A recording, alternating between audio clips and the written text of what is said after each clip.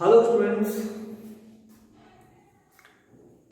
we know that a quadratic equation has only two roots. Have you ever thought that why does it has only two roots? Why not more than two roots?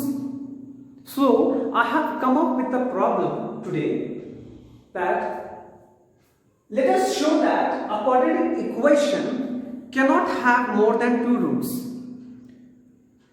Then how to prove it? For this we are going to consider a quadratic equation, that is ax square plus bx plus c equal to 0, and if possible let us assume that it has got three roots, and those three roots are like alpha, beta and gamma. And if these are three roots, then we know that these roots will satisfy this given quadratic equation. Let us solve it on the board. If possible, first of all I am going to consider a quadratic equation. Let us take a quadratic equation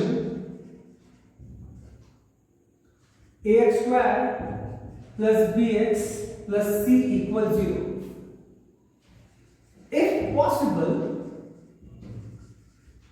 let us suppose that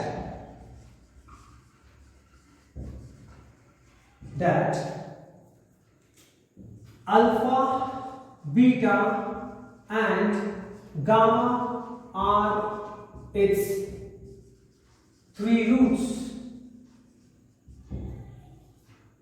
Okay, as I said y'all that if these are three roots, then these three roots will satisfy the given quadratic equation.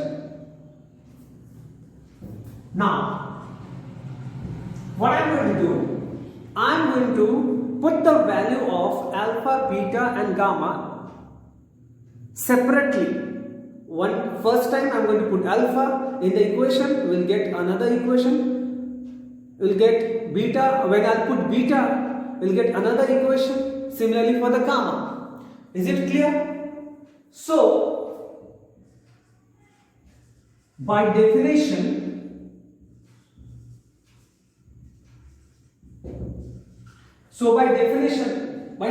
means what? Definition of a root. Okay, by the definition of a root,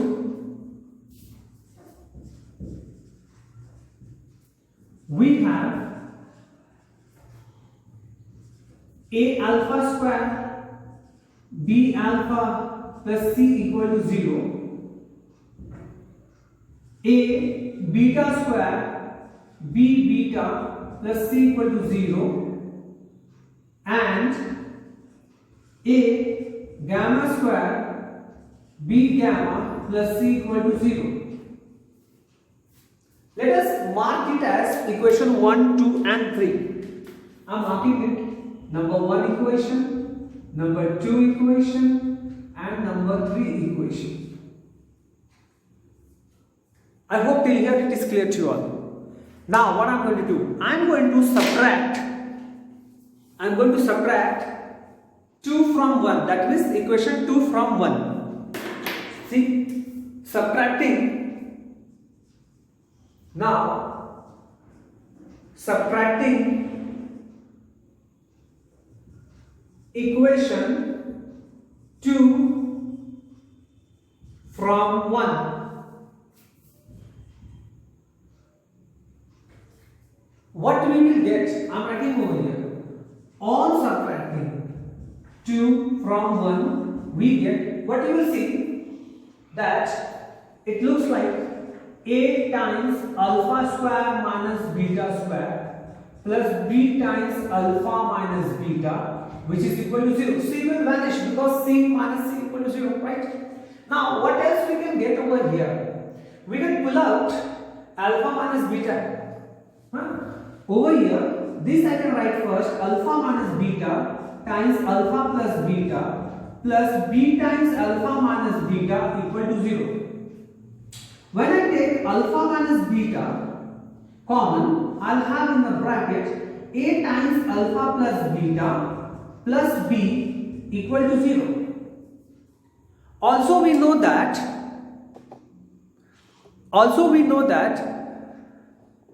alpha and beta are two distinct roots. These roots are not equal over here, right? So I can say that alpha minus beta is not equal to 0, right? I hope it is clear to you all what I am telling. Mean to say that since I have considered as, if possible, let us suppose that alpha, beta, gamma are is three roots, distinct root. I can write more precisely. I am going to write three distinct root. Yeah, different root. So alpha minus beta cannot be 0. Here alpha minus beta is not equal to 0. So A times alpha plus beta plus B is equal to 0. I hope it is clear what I have written over there. We'll consider this as equation number 4.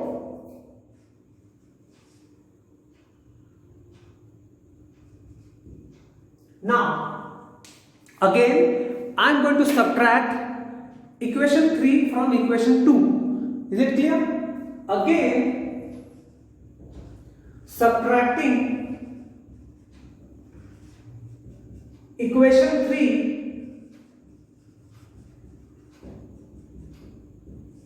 from 2. I am writing over here on subtracting. And finally we get, what I'll get when I subtract this, I'll get A times beta square minus gamma square plus B times beta minus gamma equal to 0. Again C minus C equal to 0. Over here we'll factorize this first, beta minus gamma, beta plus gamma plus B times beta minus gamma equal to 0. When I pull out beta minus gamma, inside the bracket will get A times beta plus gamma plus B, which is equal to 0. Again, here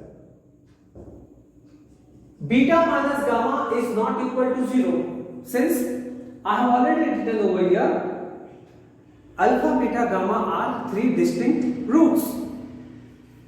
So A times beta plus gamma plus B is equal to 0. Now I will consider this equation as number 5. I hope till here it is clear.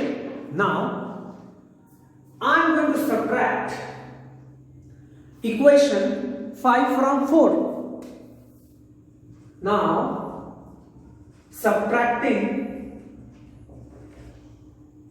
equation 5 from 4. So what I will get, let us see. Over here, A times alpha plus beta minus A times beta plus gamma equal to 0. I am writing over here on subtracting. We get, again you will see that here plus B and over here we have plus B. When I subtract, it vanishes, right? So when we will take A common over here, when we open the bracket and do the further calculations, what we will get, let us see. So I am taking over here A as common, and inside the bracket I am writing alpha plus beta minus beta plus gamma equal to 0. What I will get, see, alpha plus beta minus gamma equal to 0. Over here plus beta minus beta it cancels. What I am getting A times alpha minus gamma equal to 0. Now my dear student, I have got A times alpha minus gamma equal to 0. Now tell me one thing. Here A cannot be equal to 0. A cannot be equal to 0 because if A is equal to 0, then we will not have a quadratic equation. Quadratic equation will not exist. We already know that the coefficient of x square should not be equal to 0, right? So over here a is not equal to 0. Reason, since coefficient of x square should not be equal to 0 for the existence of quadratic equation.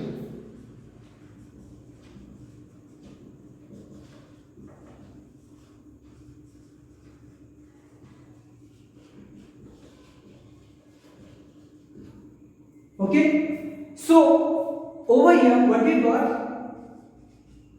Alpha minus gamma equal to 0. But so far we know that alpha, beta, gamma all are 3 different roots. So how I will get alpha minus gamma equal to 0? That means it is false. It is not correct. Is it clear? Okay. Which is impossible. We can write it over here. Which is impossible. I can write over here. Here, I am writing it over here. So I got alpha minus gamma equal to 0, which is impossible, my dear.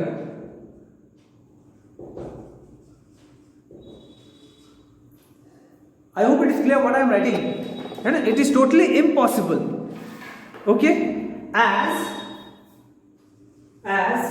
alpha is not equal to gamma. Clear? Because all are different. Hence, a quadratic equation